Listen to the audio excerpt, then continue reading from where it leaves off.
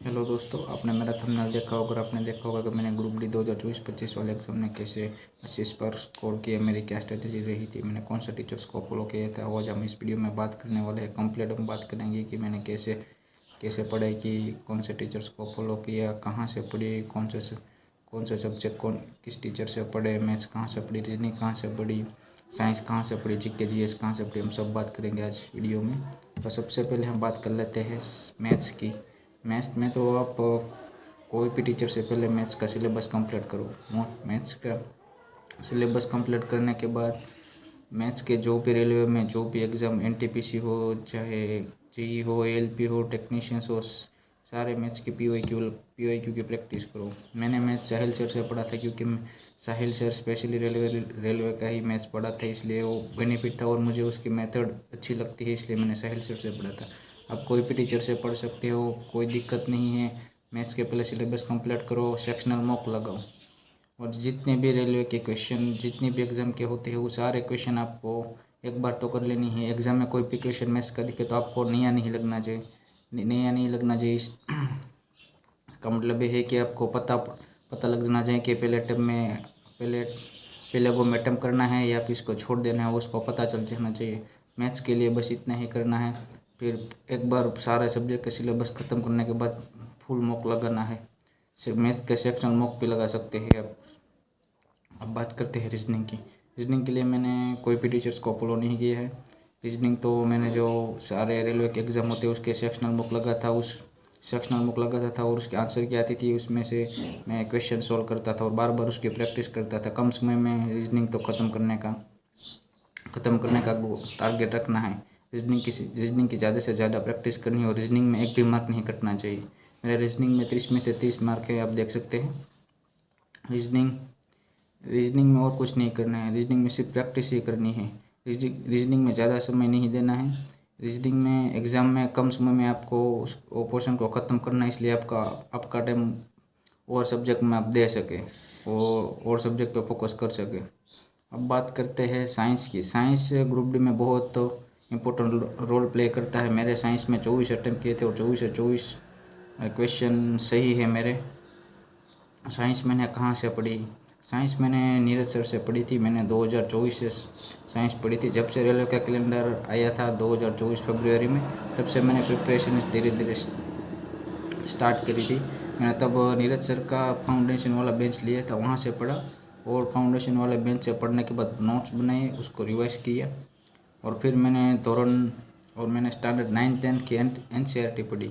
इसके बाद मैंने कुछ नहीं किया। साइंस में जो एएलपी, टेक्नीशियंस और जेई के जो साइंस से क्वेश्चन आते हैं उसको भी प्रैक्टिस करना है और एनसीईआरटी 9th-10th पढ़ लो, उसकी लाइन टू लाइन पढ़ लेना, उससे बाहर नहीं आता है तो साइंस।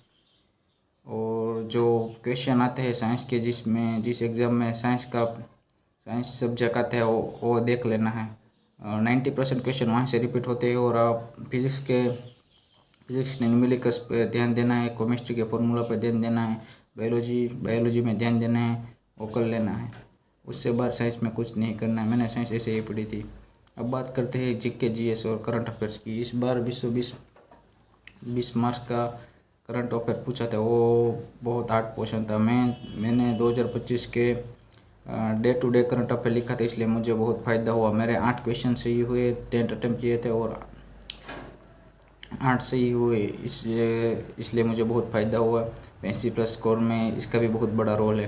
करंट अफेयर आपको पढ़ने होंगे। मैं current affair Kumar Gaurav sir की डेली क्लास आती है, वहाँ से पढ़ा था, नोट बनाए थे और स्पीडी से भी रिवाइज किया था।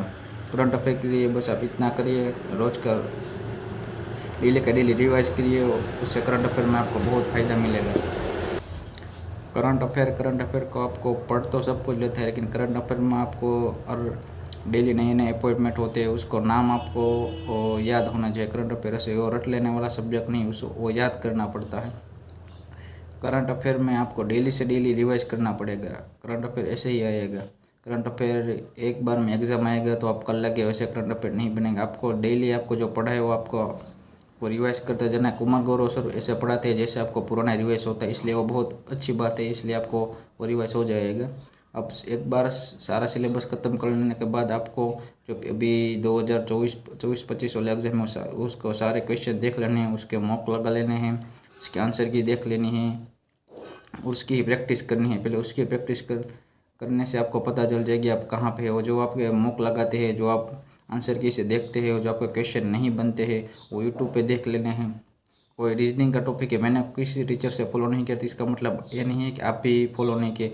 आपको कोई टॉपिक नहीं आता है, सिटिंग अरेंजमेंट है, पजल्स है, वो आप किसी भी टीचर से फॉलो कर सकते हैं। यूट्यूब पे इसका वीडियो देख सकते हैं और आपको समझ आना चाहिए। आपका रीजनिंग मैथ्स और साइंस ऐसे सब्जेक्ट है जिसमें आप एक भी क्वेश्चन गलत नहीं कर सकते। मेरे मैथ्स में 2 गलत हो गए, एक तो सिली मिस्टेक की वजह से गलत हो गए और एक गलती से दूसरा ऑप्शन अटैम्प हो गए इसलिए गलत हो गए, वरना मेरे मैथ्स रीजनिंग और साइंस में जो क्वेश्चन अटैम्प करते हैं वो सारे सही होते हो।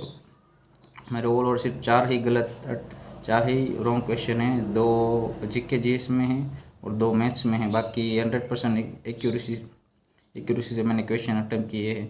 बाकी आपको कंसिस्टेंसी बना के रखनी है और पढ़ाई करनी है, इसलिए इससे कोई शॉर्टकट नहीं है, कंसिस्टेंसी का कोई शॉर्टकट नहीं है। ऐसे करने से आपका हो जाएगा। मैंने ऐसे ही पढ़ाई की थी जैसे मैंने आप सबको बताया। ज़्यादा से ज़्यादा मॉक लगाना है, दबा के प्रैक्टिस करनी है, इससे आपका हो जाएगा। उससे बाहर कुछ नहीं करना है। मैथ्स रीजनिंग और साइंस पे ज़्यादा फोकस करना है।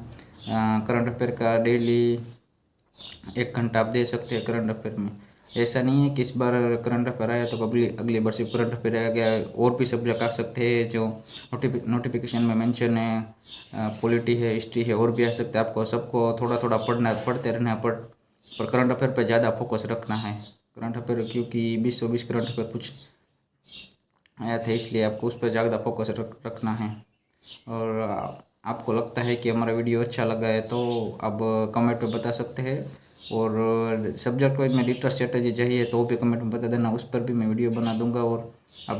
और मेरा टाइम टेबल क्या था वो आपको जानना है तो उस पर भी वीडियो बना दूंगा। कमेंट कर दीजिए और चैनल को सब्सक्राइब कर दीजिए।